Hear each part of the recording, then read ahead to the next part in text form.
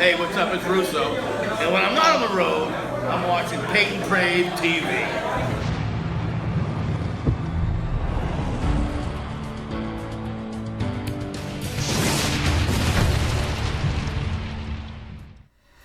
It's good being back. Ladies and gentlemen, welcome back to Payton Priv TV. I'm your host, the man with the most, Christmas Futures ghost, Payton Privitera.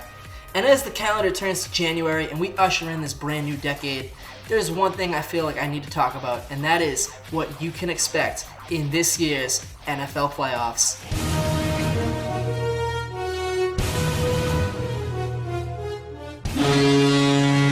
After a heartbreaking Week 17 loss to the Miami Dolphins, the third seed New England Patriots have to play in their first wildcard game since the 2009 season. One thing that has to be noted about this year's New England Patriots team is that the offense is hurting.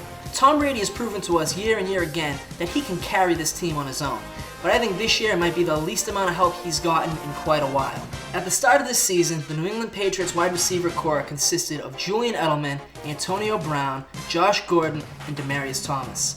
At this point in time, Edelman is the only one left on the Patriots payroll. In order for this Patriots team to do well through the playoffs, we're going to have to see big performances from unlikely names, like Benjamin Watson, new addition Mohamed Sanu, rookies Jacoby Myers and N'Keal Harry, and former first-round pick Philip Dorsett. Now, the Patriots' usual bell cow running backs for this season were Sony Michel and James White, but I think the name you got to watch for as we enter the postseason is Rex Burkhead. Burkhead plays a very similar game to James White, in that he can line up in the backfield and run the ball, and he can line up wide out and play like a wide receiver. But Burkhead is a lot bigger and stronger. This will allow him to truck through defenders and gain more yards after contact than some other players on the Patriots. Also, another name to watch for is Landon Roberts. Since fullback James Devlin got put on the injured reserve earlier this season, Landon Roberts has stepped in at fullback, and I think he's added a new dimension to the Patriots running game. Speaking of linebacker Landon Roberts, that brings me to the New England Patriots defense. They really need to figure out what the hell they're doing for this postseason. I mean, in the first half of the season, we always touted them as possibly the greatest New England Patriots defense of all time, or perhaps the greatest NFL defense of all time. They've faltered a little bit since then. If you look back at the Week 17 game against the Dolphins, they were playing extremely soft. It looked like they didn't know what they were doing. In this week of practice going into the wildcard game, they really need to work out their scheme and figure out what they're doing. After starting the season out 8-0, the New England Patriots dropped 4 of their last 8 games. What this did is it made their path to victory a lot more challenging. Now you see, as opposed to having a first-round bye, they have to play the wildcard game. Assuming they can win that game, they now have to play Kansas City on the road. And if they can win that game, they will most likely have to play the Ravens in Baltimore. And at that point, you're only in the AFC final round. I think if there's ever a year that the Patriots won't be in the Super Bowl, this one's going to be it, but I still have a lot of faith. The Tennessee Titans had what some would consider a miracle season, going 9-7 and making the playoffs as a wild card. The Marcus Mariota era in Tennessee is over, and behind the reins at quarterback is former Miami Dolphin Ryan Tannehill. Having played as many seasons for the Dolphins as he did, Tannehill knows what to expect from a New England Patriots defense. That, paired with head coach Mike Vrabel having played as a linebacker for the New England Patriots under Coach Belichick, could spell trouble for the New England Patriots. Pair the career resurgence of Ryan Tannehill with this year's rushing champion Derrick Henry, complimentary running back Dion Lewis, and breakout star rookie wide receiver A.J. Brown, and this wildcard game will be no cakewalk for the New England Patriots. This season, quarterback Deshaun Watson blossomed into what everyone said he could have been when he was first drafted. After his 10-6 AFC South Championship performance this season, I'm willing to say that he has a comparable level of talent to guys like Pat Mahomes, Russell Wilson, and even Lamar Jackson. Put him together with an all-star wide receiver like DeAndre Hopkins and a running back like Carlos Hyde, and you get one of the most dynamic offenses in the NFL. As charged up as the Texans' offense is, you have to give credit where credit is due to the Houston Texans' defense. With 5-time world champion Romeo Crennel at defensive coordinator, this Texans team has one of the toughest pass rushes of all time, with players like Whitney Merciless, Jeremy Tunsil, and J.J. Watt.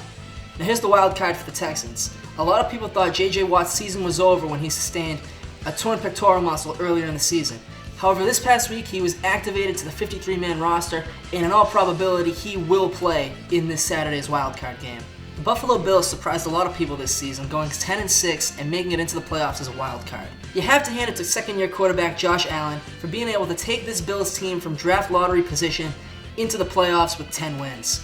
Other standouts on this Buffalo Bills offense is wide receiver Cole Beasley and running back Devin Singletary. Nobody expected the rookie running back Singletary to have the season he did. But through 2019, he garnered 969 yards from scrimmage, arguably the Bills' most valuable player. This year, the Bills also have a stout defense that's anchored by their secondary.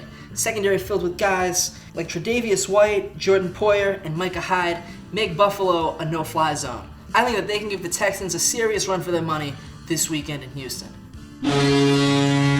Well deserved, the Baltimore Ravens and the Kansas City Chiefs secured bye weeks that take them past the first round of the playoffs by earning first and second seeds in the AFC respectively. Both of these teams could conceivably represent the AFC in the Super Bowl, but if I have to give the edge to one of them over the other, I would have to say that it's the Baltimore Ravens. This season, the Ravens were led by quarterback Lamar Jackson, who took the team 14-2 and is arguably the clear-cut front-runner to win the NFL MVP award for this season.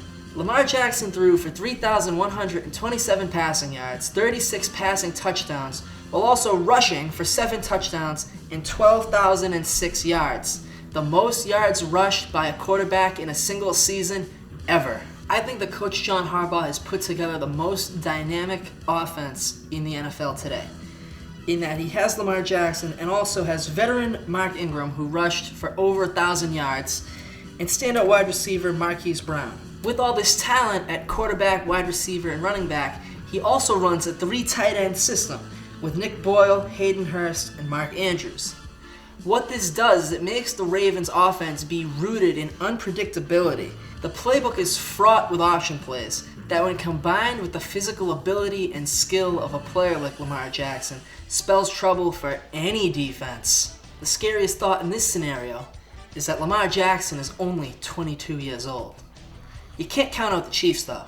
With reigning NFL MVP Pat Mahomes at quarterback, the Chiefs went 12-4 this year, garnering them the second seed in the AFC.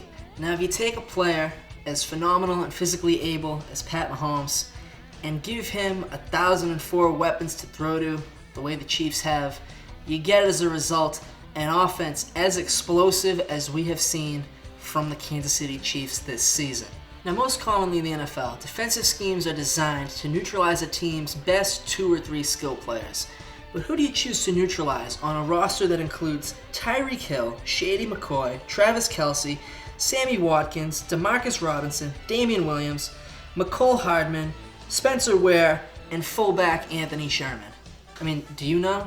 I don't. That roster's loaded. This ungodly efficient offense, mixed with the defense finding their form at just the right point in time in the season, makes the Kansas City Chiefs trouble for anyone who challenges them in this postseason. Now moving on, the 3-seed New Orleans Saints are hosting the 6-seed Minnesota Vikings. And Who Dat Nation is hungry for postseason glory after the highway robbery they suffered last season at the hands of the LA Rams and the referees. This Saints team is as loaded as they've ever been. This season, Drew Brees had another career year while breaking Peyton Manning's all-time record for most regular season passing touchdowns. Wide receiver Michael Thomas also set the regular season record for most receptions by a player in a single season in NFL history. Other key contributors on this team were the tight end Jared Cook and the running back tandem of Alvin Kamara and Latavius Murray. Now, the ace that the Saints have up their sleeve is second-year player Taysom Hill. Hill was drafted out of college as a quarterback, but since playing for the Saints, he is lined up as and played as a quarterback, a running back, a wide receiver, a tight end, punt return, kick return, a gunner, inside protection for the punt team, and he's even taken some snaps on defense. The takeaway point here is, when Hill is on the field, there's absolutely no guessing what's going to happen. Now, for the second half of this season, the Saints' defense was tremendously banged up. They had to start Week 17 with all 3 of their starting cornerbacks injured and on the bench, but they will come back for this playoff run, and they will help contribute to a very highly stacked Saints team. Now, on to their opponent, the Minnesota Vikings. This Vikings team has a lot of players who we know and enjoy watching. Stephon Diggs, Dalvin Cook, Adam Thielen, Kyle Rudolph, and Laquan Treadwell, just to name a few. However, the big question mark for this team is their starting quarterback, Kirk Cousins. Now, despite being the $150+ million man, Kirk Cousins only has one win in his entire career over teams with a record better than 500. On top of that, he has only been to the playoffs one time in his career, and that one game was a loss in the wild card round at the hands of the Green Bay Packers. So, this weekend, it is time to show up or shut up for Kirk Cousins. In my mind, his performance, much like that of Tuukka Rask for the Boston Bruins, is the only roadblock that stands in the way of this Vikings team moving on and showing that they are true championship contenders. The 9-7 Philadelphia Eagles edged out the Dallas Cowboys this year and became the 2019-2020 NFC East champions. Their reward for this, getting a chance to take on the 11-5 Seattle Seahawks in the wild card round of the playoffs. Now, I don't really know what to expect from the Eagles in this postseason. Carson Wentz was injured for the last two playoff runs, including that Super Bowl run 2 years ago. And this is not the same Eagles team that started the season. Over the course of the season, all of their wide receivers and most of their running backs got injured and are currently not on the active roster. You all know my philosophy here at Payton Priv TV, that once you get into the tournament, it doesn't matter what your record is, was, or could be, you got a puncher's chance and anything can happen.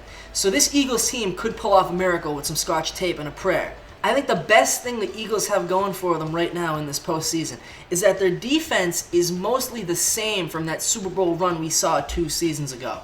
Now the Seattle Seahawks, who were a centimeter shy from beating the San Francisco 49ers and earning a first-round bye, are in the wild card as the 5th seed in the National Football Conference. All due respect to Lamar Jackson's insane season-long performance, but Russell Wilson should be in the conversation for league MVP after the games he played this season.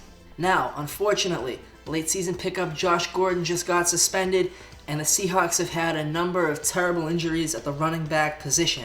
But they shouldn't be too worried because all these injuries meant the return of beast mode Marshawn Lynch to the Seattle Seahawks. And at the wide receiver position, Russell Wilson still has a number of weapons he can throw to, like Tyler Lockett, DK Metcalf, and former New England Patriot Jacob Hollister. I think with all this combined with the solid D-core they have, led by Jadeveon Clowney, the Seahawks have nothing to worry about and in all probability will move on to the second round. Now the San Francisco 49ers and the Green Bay Packers secured the number 1 and 2 seed in the NFC respectively and have secured byes, meaning that they don't have to play until the divisional round next week. Obviously, he had a devastating ACL tear this season. After a devastating, season-ending ACL tear last season, this season, the quarterback, the Italian stallion, Jimmy Garoppolo, led the San Francisco 49ers to a 13-3 record,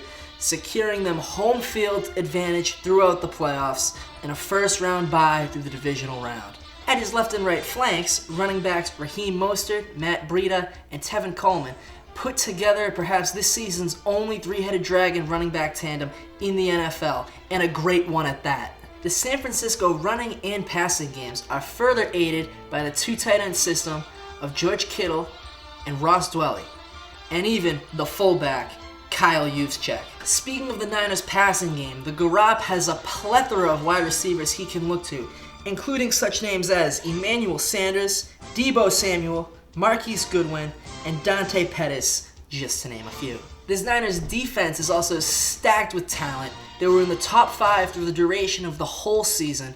Some names on the defensive front that you might recognize are Nick Bosa, Richard Sherman, Dee Ford, Dre Greenlaw, and Emmanuel Mosley. Under the guise of head coach Kyle Shanahan, I believe that this year is the year for the return to glory for the San Francisco 49ers franchise, and that this Niners team will appear in Super Bowl 54. Now with that being said, absolutely no discredit towards the Green Bay Packers. The Packers also went to work this season. They also finished with a record of 13-3, and they also secured a first-round bye.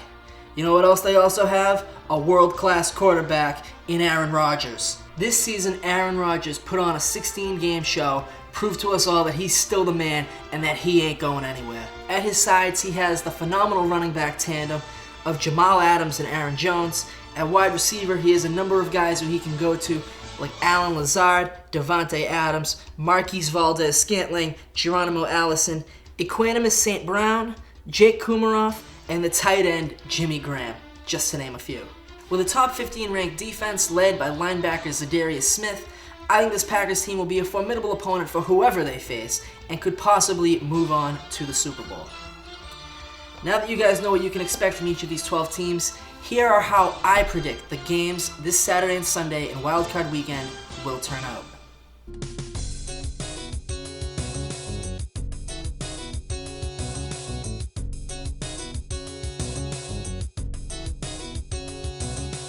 And with that, I think it's time to bring the show to a close. I'd like to say thank you all for watching this episode today. You're the lifeblood of the show. We wouldn't be where we are today without you, so I say thank you.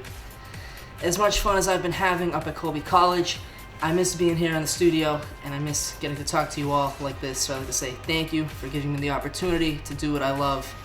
Thank you for welcoming me into your living room, or your computer screen, or your cell phone, however you watch these episodes. If you haven't yet, make sure you click the subscribe button. What that does is it alerts you whenever we make new episodes.